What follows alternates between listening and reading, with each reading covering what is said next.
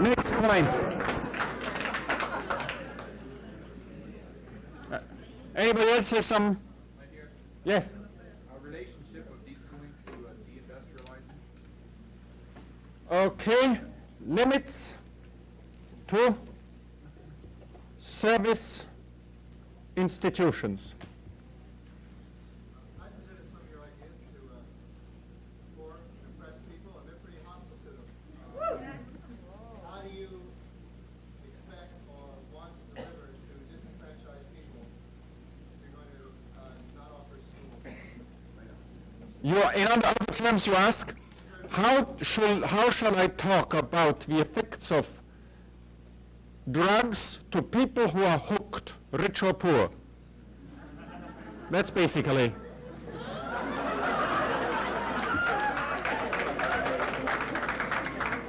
That was awfully cute. But there are poor people out there who are suffering and need survival skills. But do they need instruction for that way? For that? Yes. Instruction, because we need you. They need to read and write and stay. Why do people need to read and write? Stay out of jail in this city. Oh, no. They go to jail if they don't know how to read and write. Then we need a lawyer, perhaps. But they don't need a teacher. Forgive me, why do people have to read and write? Because they don't run the society, and they aren't going to run it if they don't learn how to read and write. So why should we browbeat them further to believe that they have to read and write? Because they starve to death, their children are malnourished, they don't get medical care, and they go to jail. And that is related to their reading and writing. Yes.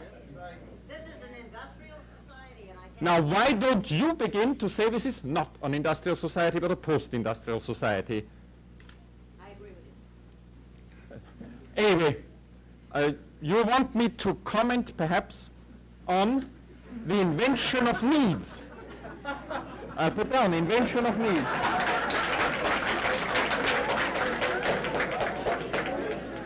Next, please. Yes. You wrote an article in Prison in the Global Classroom. Could you comment on the prospects of mandatory adult education?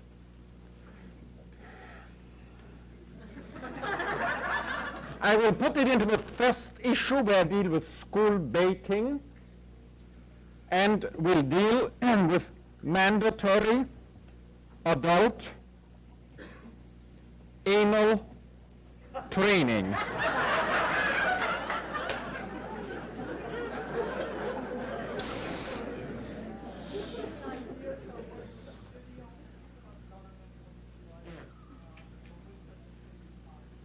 Well, I was just in a car driving down to the south end of Chicago and coming back with two other people who decided during this trip with me that we need a political non-party. Okay, I'll speak about political non-parties that I was just prepared to this morning. Non-parties. What else? Yes? Because I am at this moment, for the first time in 5 years, in New York, in the United States. I'm in Chicago. In the United States, I haven't been, except coming through or seeing a friend talking, because I had accepted under the orders of my U.S. boss, who is here in Chicago, John McKnight, to go to see a dozen grand rounds. That is a strange ceremony which I didn't exist, a liturgy celebrated in hospitals once a week, where the wise bureaucrats and their lackeys get together, and I wanted to learn how one deals with that gang. And this was important, so I came through, and I happened to be in Chicago on in connection with this today, which makes it very comfortable to have said yes. I have stayed away from all educational conferences unless it was for some very specific reason, to push a friend or to launch a specific idea of somebody else's for the last 4 or 5 years. Here I accepted because the title was interesting and because I was here. Can you talk about the recent developments in Severance, where democracy? The answer is very simple. The libraries There were 3 libraries, one on political elite lore, elite fantasies. In Latin America, in the 60s, 500,000 items, and another one, 140,000 items well catalogued on religious folklore and magic in Latin America, 1820 to 1970, and the corresponding documentation and printing. That has gone a couple of years ago as a job which is closed to the Colegio de Mexico, which is a graduate school simply because it's the most reliable library for long-term conservation. The conference center, encounter center, which had a very specific role to play in the opinion of several of us in the late 60s, by the early 70s, and with changes with inflation in Mexico, has become increasingly inaccessible for poor people and tended to become an elite institution, so we felt we can just as well close it.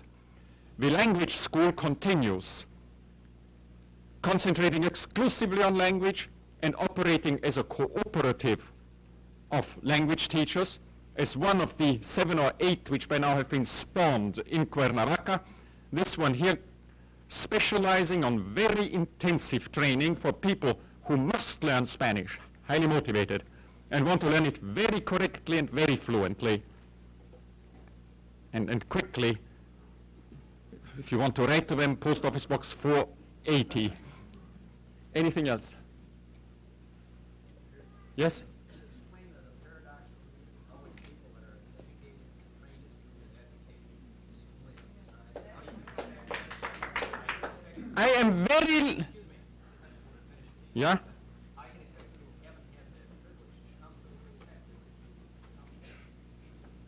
Well, this is something which you have to study. First of all, finding out how educated I am.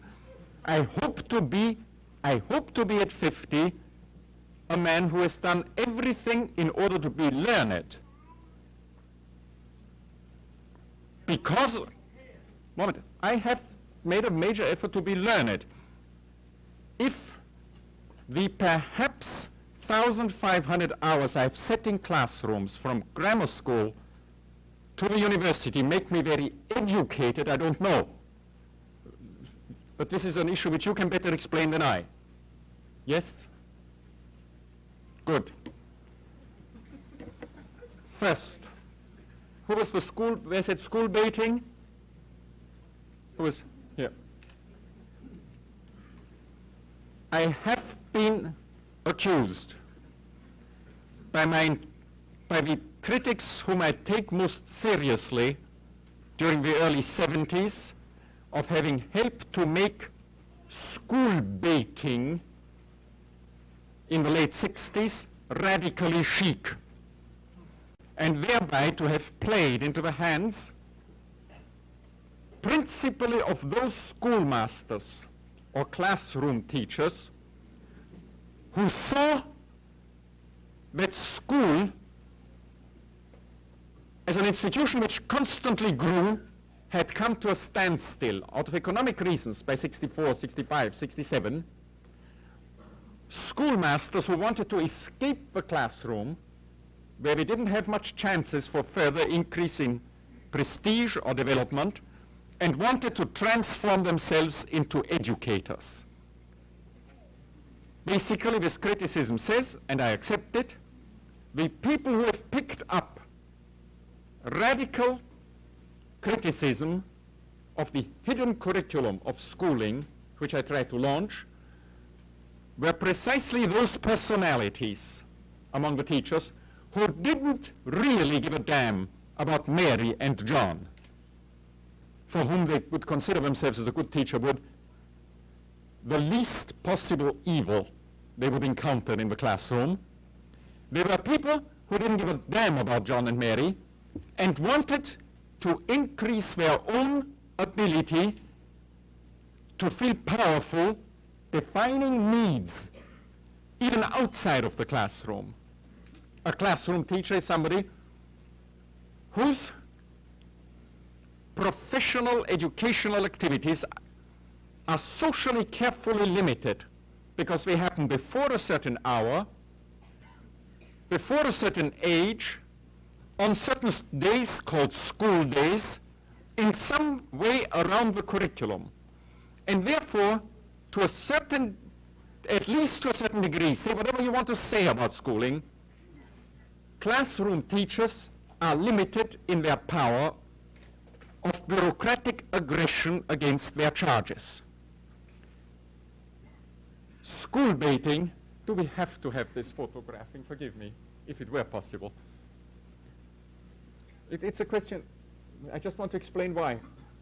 I want to speak to you from as clearly from my heart as I can, but not to people who aren't here, who look through your lens or through the tape recorder, who can't get the, but forgive me,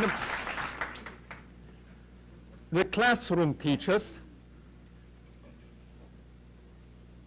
say what you want against them, are socially restricted in the denial, which is implicit in their activity, of people's freedom, because outside of class, away from school days, after school age, a person is assumed finally to learn from living and not principally from being taught.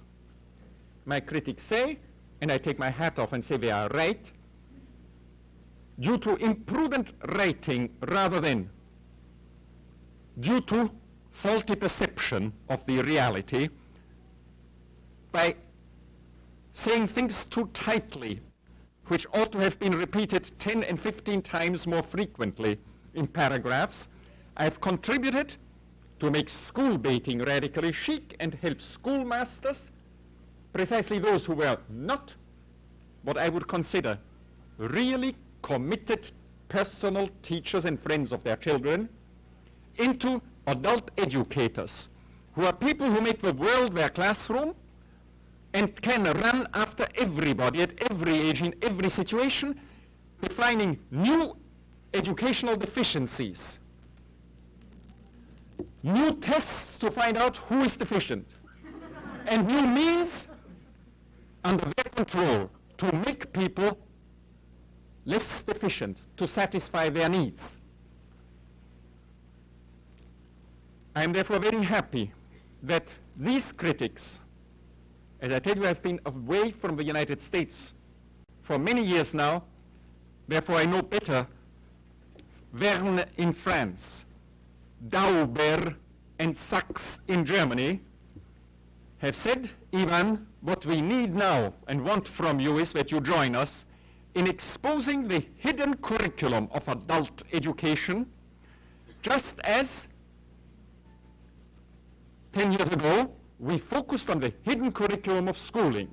I don't think I have to make the distinction here between hidden and explicit curriculum in any detail. I assume it's well discussed, but just for if there's somebody who is not used to this language, the explicit curriculum, over which administration and teacher have some control, consists of what shall be taught, to whom, at what age, in what assembly, with what textbook, in what temperature, in what rooms, under what administration, in what uniforms or not uniforms, in what arrangement of tables, in what sequence, at what age, etc. The administration, what I increasingly call the nosocratic establishment, the people who dominate nous, brain, not the bureau, but the brain. The nosocratic establishment can organize the explicit curriculum more or less as they want or can get away with. The hidden curriculum of schooling is the result of the way of what school is. Inevitably, it's age-specific. Inevitably, it implies that you pick up something there which is better than what you pick up in the gutter or in your home. Inevitably, it implies, no, inevitably is too much. Almost inevitably, because I know that there are people who here, but only here almost, who make heroic efforts not to have kids pick up that idea. Most kids pick up the idea from the fact that learning as a result of teaching is considered better than learning. As a result, from just finding out that there is something called a knowledge stock under the control of scientists, big business, and government around. That knowledge stock is a heap made up of, what is it really, knowledge? Of, it's imagined, Erich Fromm says it so clearly, as the white and non-odorous excrements of our brightest and best minds, which is assembled there. It is a profoundly capitalist idea, which preference of it is land, gold, securities, or bits. They are specially structured bits as they come out of our brightest minds, under the control of knowledge experts, channeled. We speak of the channeling of knowledge as of shit, channeled by educators and absorbed through a special kind of sitting or participating in the classroom, so that people acquire more and more knowledge stock. They have knowledge stock holding certificates, which indicate how valuable they are in society relatively. I spoke about the distinction between the explicit and the hidden curriculum of the school process, and my friends accuse me, rightly so, of not having insisted sufficiently, anywhere sufficiently, when writing about this, that adult education, lifelong education, any kind of formation in which one group decides what would be desirable that another group knows, have the same effects, and have a hidden curriculum which per dollar invested is more powerful and effective than the schooling curriculum. Therefore, if there must be education, and I hope this is by now clear, then better in schools than otherwise. But let's have as little of it as is necessary. You understand the real struggle, the reason why I got into this field is not that I ever wanted to get involved in education. I have no classroom experience.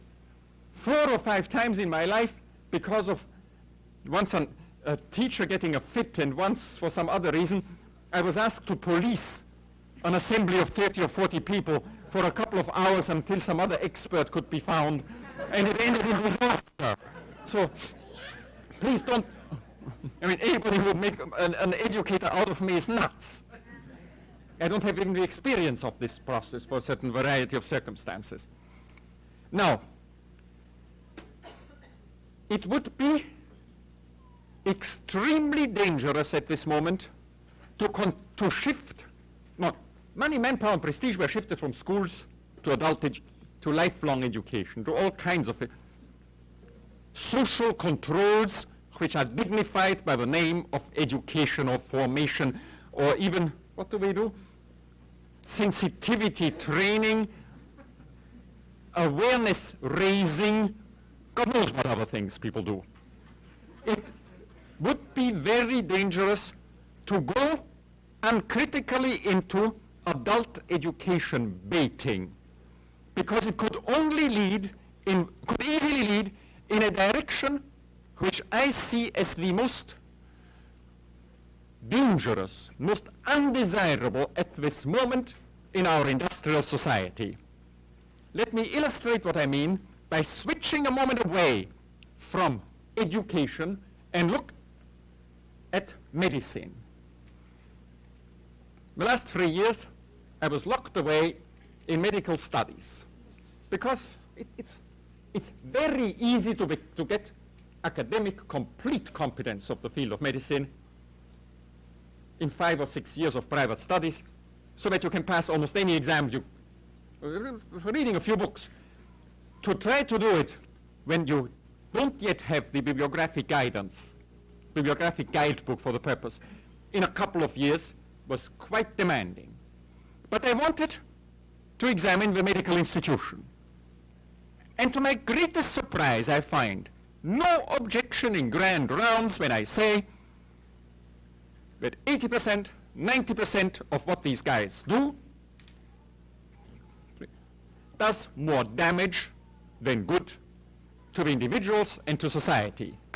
Forgive me, it's just a simple statement of facts.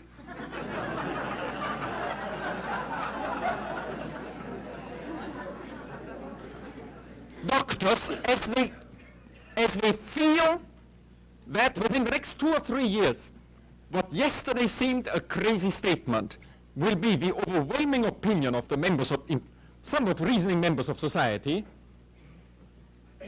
namely that their services overwhelmingly are not simply useless but damaging, are quickly moving into preventive medicine under their control, somewhat like educators moved into general, lifelong, worldwide education as long as it stayed under the control of educators.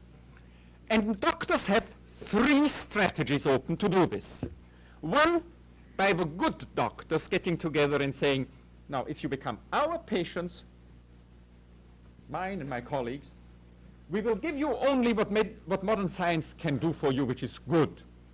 We will protect you from falling into the trap of a lung cancer surgeon, because lung cancer surgery shortens your life and is torturous. It is a form of torture anyway. So come to us, we'll protect you, which only heightens the credibility of a profession which is seriously threatened at this moment. It's not what I'm trying to promote. The second one is political communities saying to the doctor, you keep to repair work. We will employ new professionals who take care of health, who manage health as doctors so far have managed disease. And therefore, the joint power of the different biocrats, those who take care of disease, those who eliminate disease accidents, those who engage in health education, and those who catch dogs which bite people, biocracy, management of survival, will even further depress the possibility of autonomous true living and aliveness. The third strategy, which the medical profession now chooses as its strategy of choice, is medical education. From kindergarten on, people shall learn how to be good patients. I have seen proposals to certify people after a certain number of patient education, and their certificate would reduce the insurance rates they pay and provide them with cheaper access to hospitals, because they wouldn't trained patients don't need nurses to look over their shoulders when they take an aspirin. The idea of self-observation and the idea of self-medication, of what I call masturbatory self-care, where the profession approves in a state where it's forbidden, with what instruments and under what circumstances you may do it to yourself, is the real aim of most medical radical proposals at this moment. This goes, I mentioned medicine here only, because I wanted to show you the relation between medicine as a profession and the educator as a profession. There is a very serious danger that educators, as they see the difficulties of schooling and of adult education, will increasingly insist that people ought to be self-educators. Now, there's a tremendous difference between a learner, between a pupil, and between somebody who uses professionally elaborated materials prescribed for him by professionals onto himself to test himself afterwards if the amount of knowledge of knowledge stock which he has acquired is or is not in correspondence with the normal curve which should onto which he should fit if he used that material. Learning is an intransitive verb. You know what an intransitive verb is? One which doesn't have an object. Every dictionary indicates it to you, which ones are the transitive, which are the intransitive verbs. Teaching is a transitive verb. I teach you. I can't learn you. Self-education is an ugly word anyway. The first time I found it in a French dictionary as a noun is 1836 with Voltaire's definition, a neologism used by schoolmasters who want to give importance to their trade. But becoming a self-educator really means to make yourself the lowest level lackey on the totem pole of educators. To make yourself a self-medicator means just to make yourself the lowest level lackey in the incorporation of the entire society into a medical system as patients for universal patienthood. Do I? Now, why, Ivan, when you say that you're not interested in, and you're not competent in teaching young people, which is usually called education, do you talk about this substance? Second question, limits to service institutions. The reason why I began to write on schools was because I wanted to show in the late 60s that there are limits to growth in service institutions, institutions which produce intangible commodities, such as teachings, such as health care, that there are inbuilt limits to service institutions, to their growth, which are as inexorable as the limits which just at that time most people were discovering in the institutions which produce hardware, goods. And that any discussion of a future society in which we would reduce goods production only to shift manpower and money from goods production to service production would lead to more serious phenomena of degradation, even more serious than those which overproduction of goods has as a result. Degradation of old people into lifelong patienthood, for instance. When Takot Parsons, the great sociologist, 20 years ago described the sick role. You are ill, come to me, I'm a doctor. I say, yeah, here you have a label called a disease. You can stay home. You are not responsible for the moment. We'll repair you. You get money for your repair. Go back to work as soon as you can. The sick role into which the doctor placed the patient was an exception in society. 2%, 3%, 4%. 20 years later, 1973, there were 3 to 5 active files in the for each typical American in the offices of that many different therapy-oriented professionals. That is, in a modern society, the non-patient, he who escapes provisionally, a patient relationship with anybody in society is the rare exception, the deviant. The amazing thing is that in 3 different places doctors told me, yes, but Mr. Illich, you have no experience with disease, evidently. These people we doctors call hypochondriacs. The people who escape the patient role in 1973 are called hypochondriacs, which was exactly the designation one gave always to people who always ran after doctors. Something similar in education can happen by continuing social approval for professional identification of what constitutes ignorance or behavioral lack.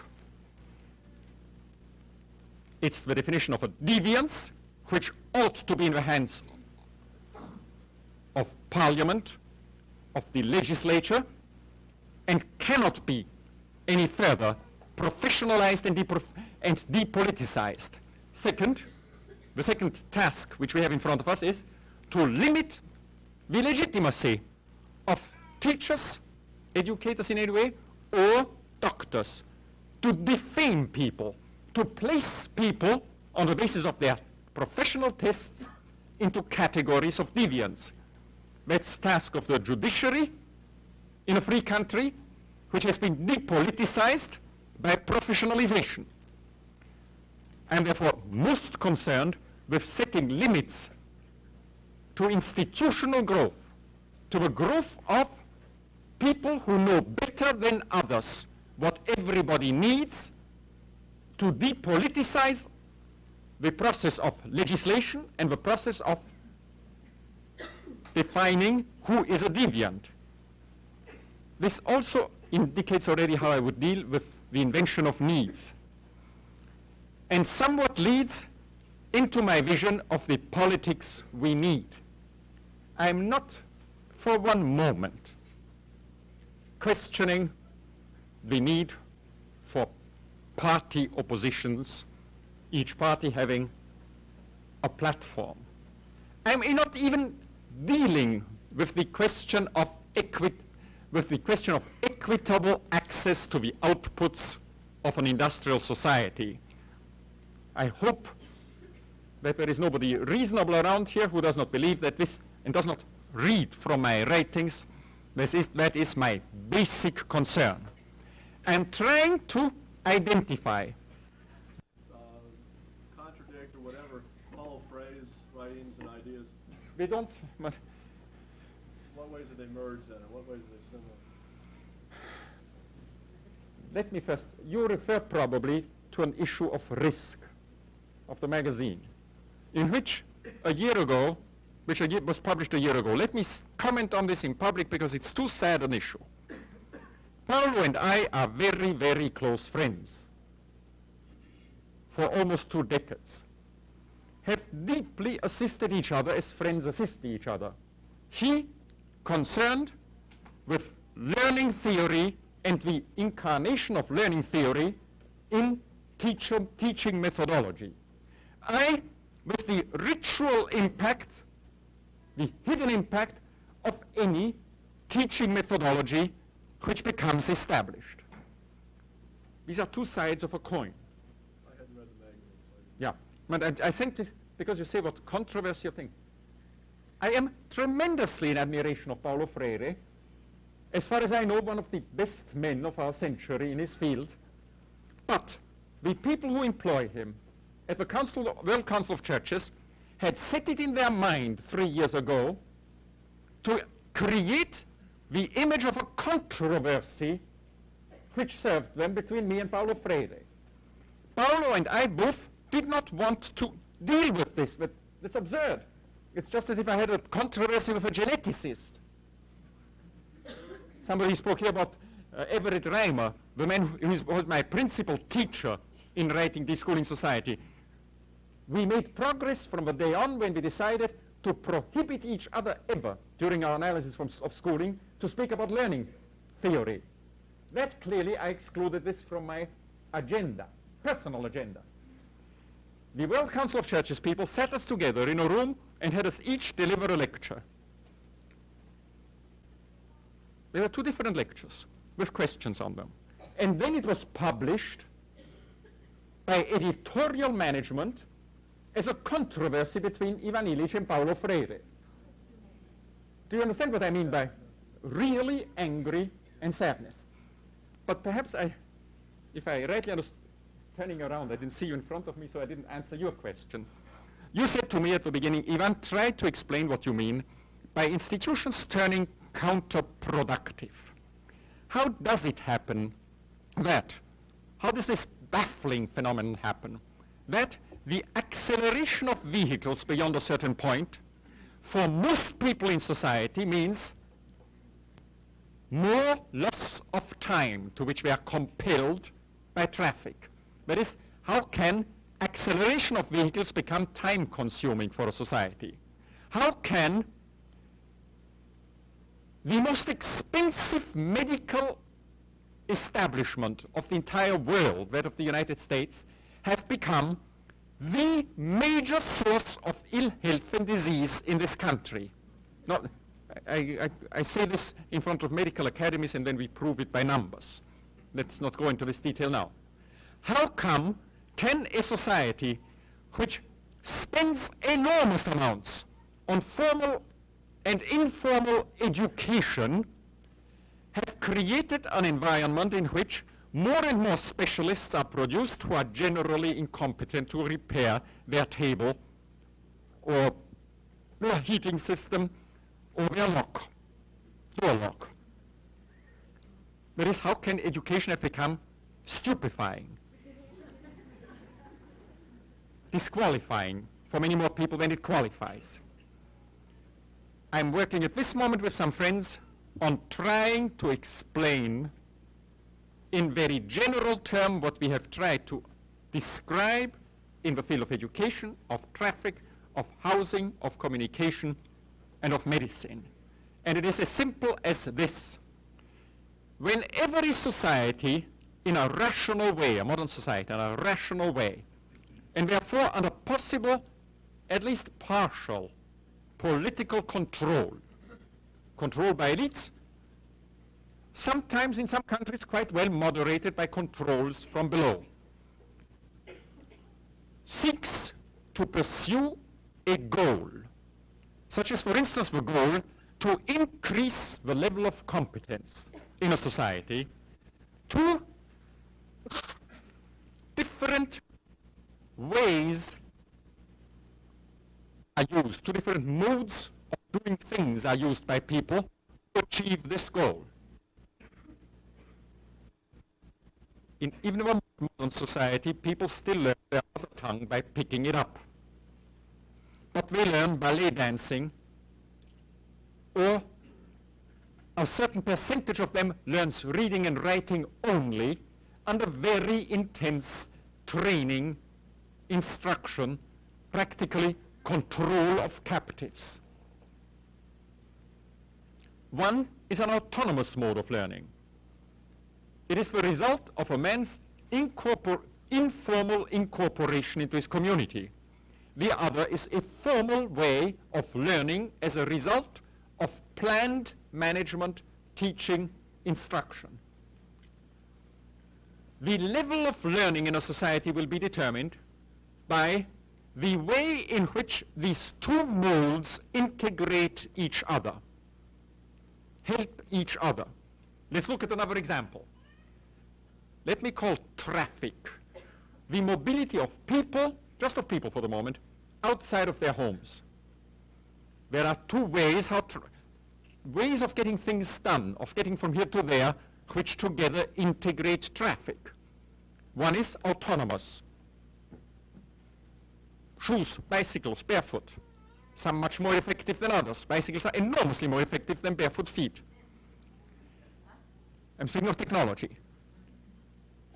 Transit and transportation, by which I'm tied down here into a vehicle and released there again as an autonomous being. The two together make up traffic. Transit and transportation make up traffic, just as informal learning and instruction, to make it very simple, make up the level of learning in a society.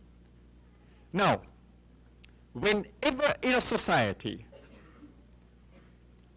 for political reasons which ultimately only benefit an elite, society comes to depend more beyond a certain threshold on having things done for society in a certain sector. Whenever society comes to depend on learning whatever is useful under a carefully measured process of teaching, or whenever society comes to depend on passenger miles beyond a certain volume, this overproduction of goods or of services has an impact on the total environment in which we live, which is very specific. It takes out of the environment precisely those conditions which are necessary for people to engage in doing things on their own. A city comes to be built around wheels, and people's feet, people's liberty to walk and produce use value by walking is practically cut off.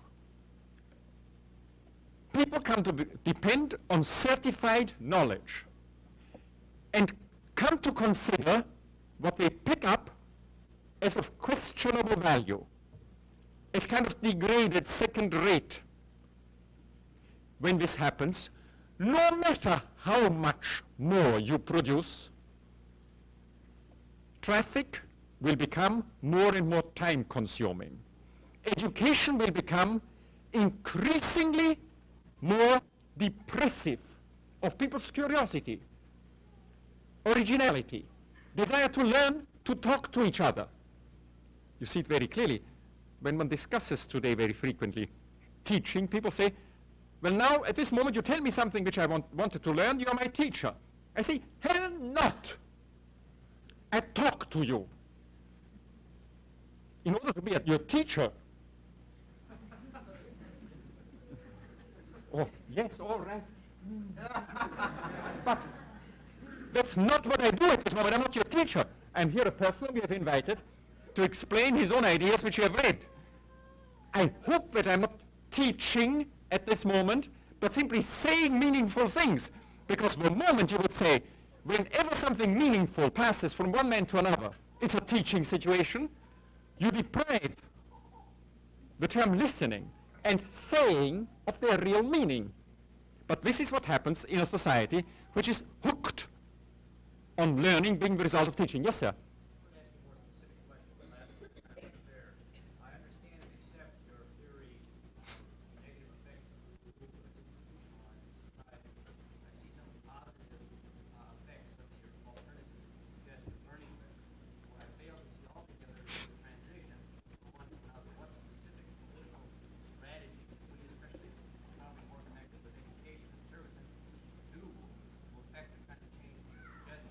You know, wait a moment. I suggest that you read my article published simultaneously with my book, written Alternatives to Schooling. It is around in hundreds of underground circulars. It was written, published the very week deschooling came out, because I had already realized that in deschooling I had not sufficiently insisted on the answer to your question. And I suggest that you reread the first page or two of Introduction to Learning Webs. Unfortunately, I made it 2 paragraphs long and should have made it 20 paragraphs long to say, in a desirable society, the society for which I am battling, most of what people about a very modern world would know during their life, and most of the skills they would acquire without any intention on somebody else's part to make them learn, because we are capable of creating right now a transparent technology, a simple technology, and truly highly effective technology, which I later on called a convivial technology, in which one learns from living with it. But even in such a desirable society, which seems to me the only feasible one very soon, people will want at certain moments to concentrate exclusively on research, on explicit learning or teaching.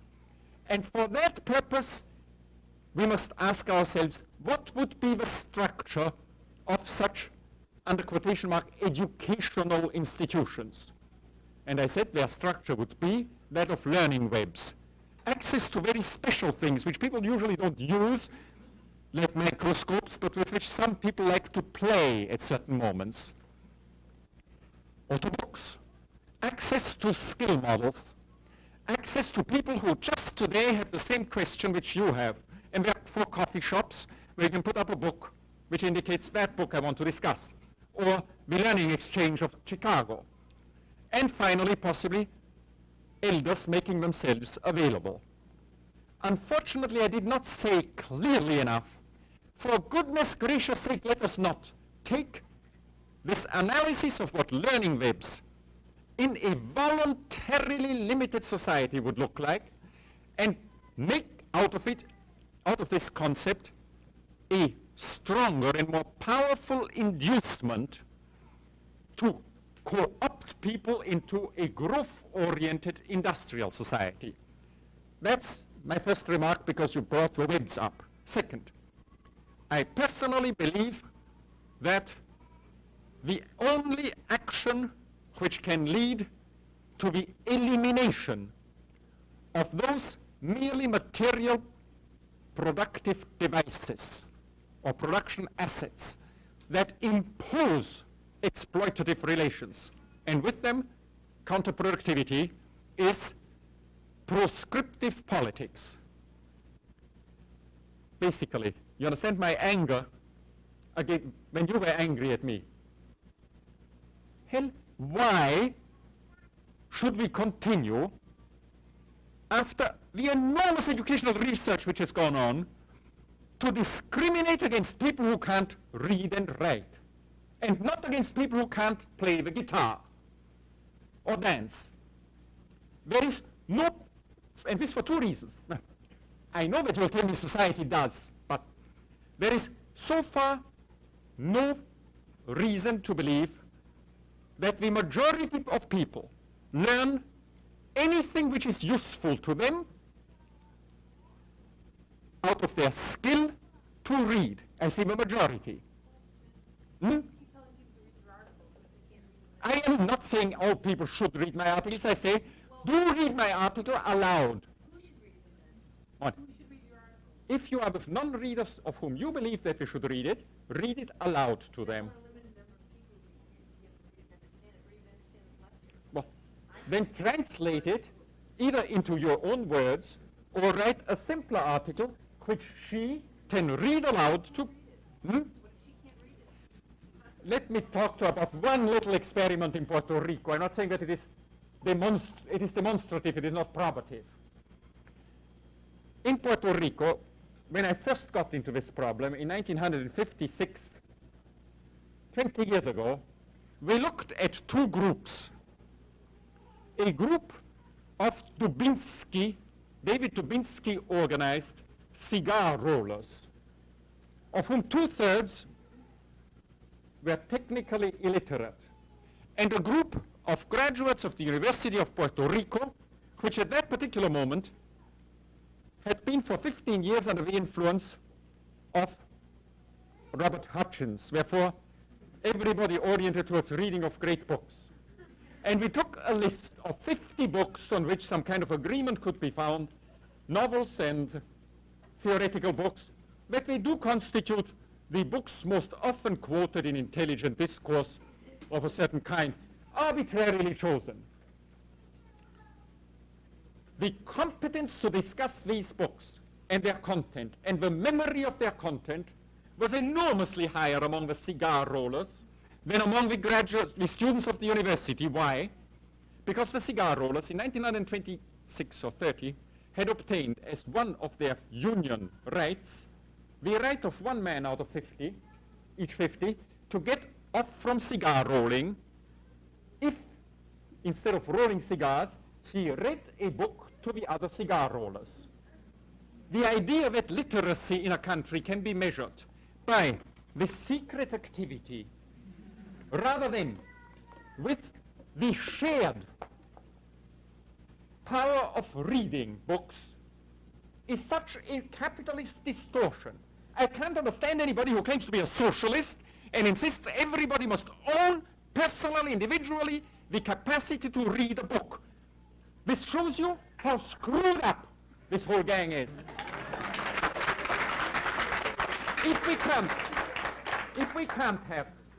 If you don't start out with the idea, my competence to read, which most probably derives from a special psychomotor gene arrangement, we have very little evidence that beyond a very low level of investment of money or of manpower into teaching reading, we further increase the percentage in a population, in any population, who enjoy books.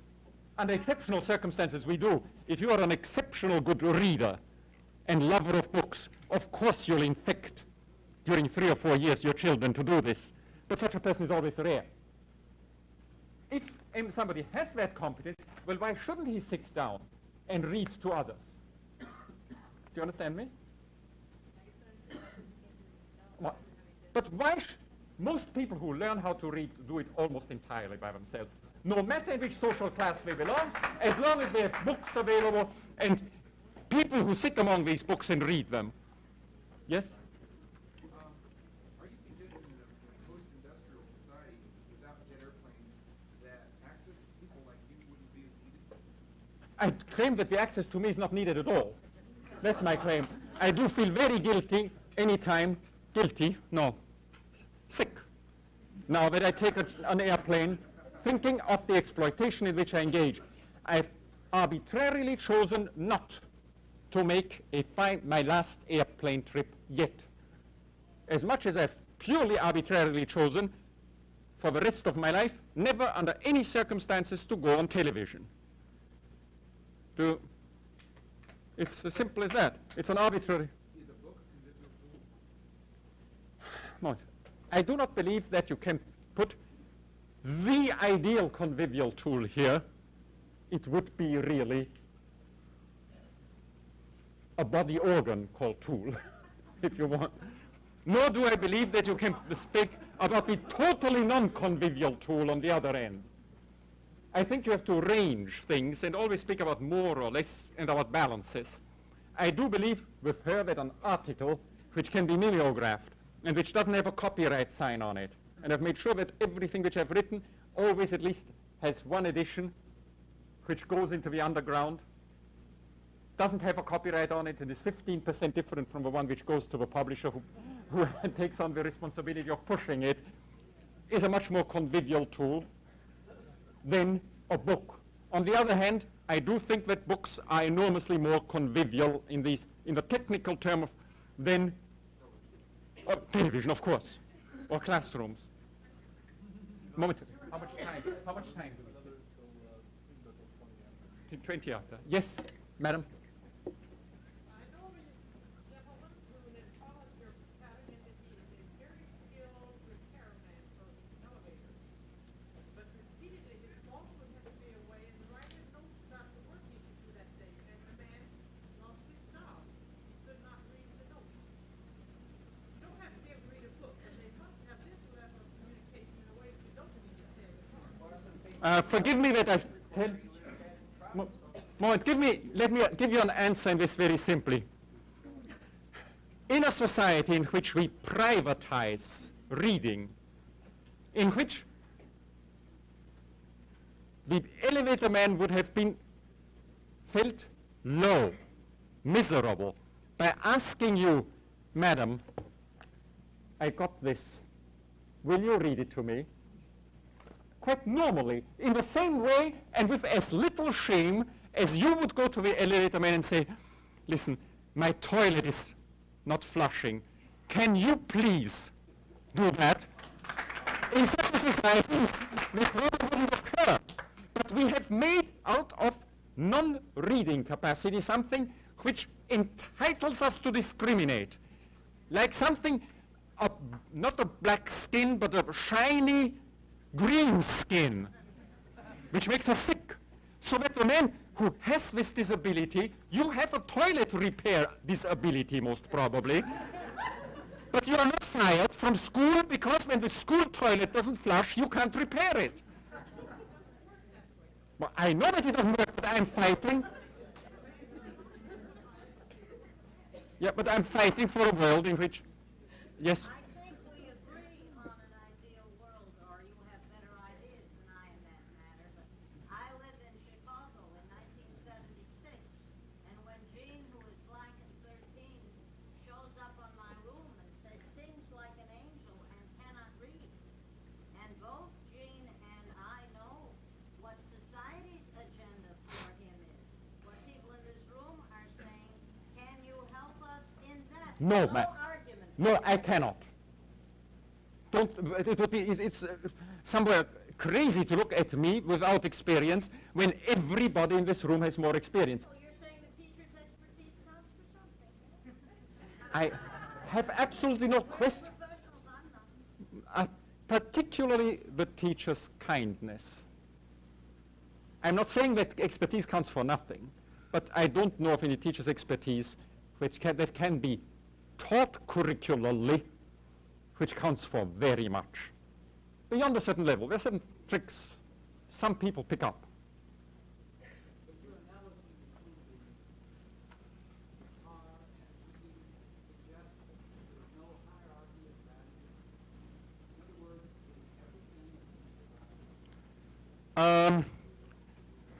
It does not suggest this.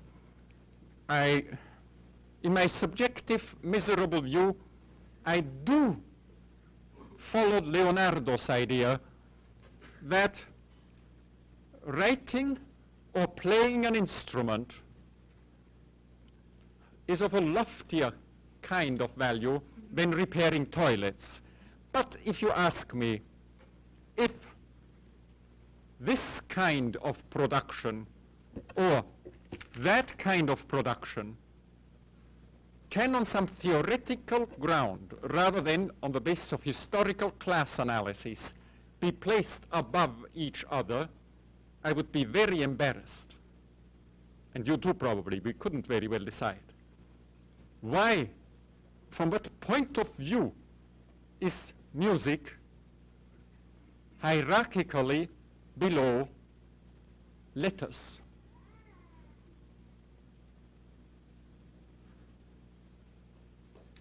Yes.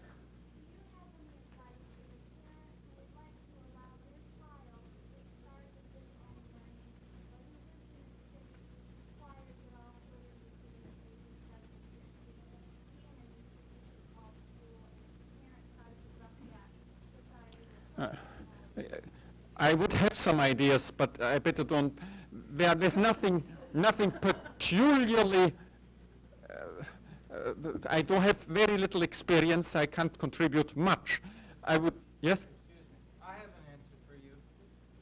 The National Association for the Legal Support of Alternative Schools is currently challenging all compulsory school attendance laws in this country, in that we are setting up extension things to make it legally possible for parents to keep their children out of the school for whatever reason they believe. Yeah, but unless we proceed, forgive me, unless you simultaneously organize to repeal all increasingly certification for almost any kind of job, even if this means the elimination of many jobs now highly financed, and unless you struggle in court action and law so that the absence of a certificate becomes asking somebody about the existence in him or around him of a certificate be considered as much an aggression against personal integrity than checking if he has or hasn't, if this person has or does not have a penis. You don't get very far. I mean, we must get into anti-discrimination laws covering certificates. Yes? No? Yes? I would like to say that if less people were taught to read and more people were able to share in an oral society, more people would understand what he is saying than do now.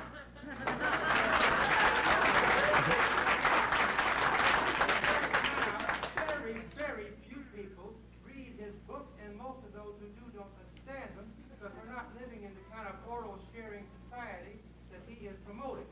And one other thing I would like to say is that most of us cannot help it. We don't have an American bias, we have a European bias in favor of the alphabet. We have been brainwashed by the system we grew up in, and so we cannot appreciate the cultures of most parts of the world, many of which are not as literate as ours, but which might be more profound, more humane, and wiser in many ways, with or without the guitar. No.